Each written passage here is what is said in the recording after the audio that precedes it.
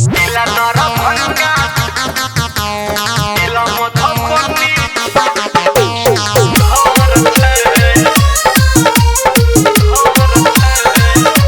Music by Gudu Raj. जिला दरभंगा जब हमर के घर छे पगली कोन सार के डर छे। जिला मधुबनी जब हमर के घर छे पगली कोन सार के डर छे। मिथिला हमर घर छे कोन सार के डर छे। जिला सुपौल जब हमर के घर छे पगली कोन सार के डर छे। जिला मधुबनी जब हमर के घर छे पगली कोन सार के डर छे। DJ Sumit Satish Rema.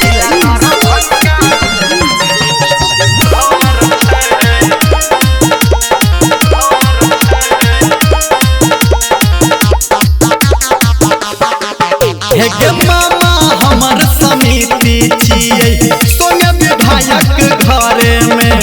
नाना जी हमर मुखिया काम के सब चलै करा करे में। हे मामा हमर समिति छियै सोने विधायक घरे में। नाना जी हमर मुखिया काम के सब चलै करा करे में। हरिहर हटनी हमर ममहार छे पगली कोन सार के डर छे। मधेपुर बाजार अपन जब नगर छे पगली कोन सार के डर छे। जिला सहरसा जब हमर के घर छे पगली कोन सार के डर छे।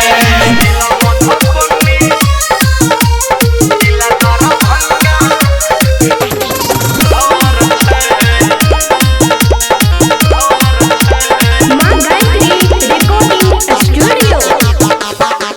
हे छोटका बड़का कक्का हमर सब जमीनदार छे। भैया सिपाही इंजीनियर डॉक्टर और ठेकेदार छे। छोटका बड़का कक्का हमर सब जमीनदार छे। भैया सिपाही इंजीनियर डॉक्टर और ठेकेदार छे।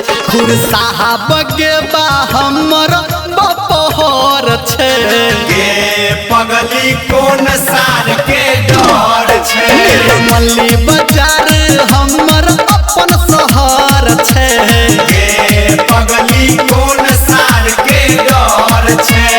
जिला सीतामढ़ी जब हमर के घर छे पगली कोन सार के डर छे। मिथिला हमर घर छे कोन सार के डर छे।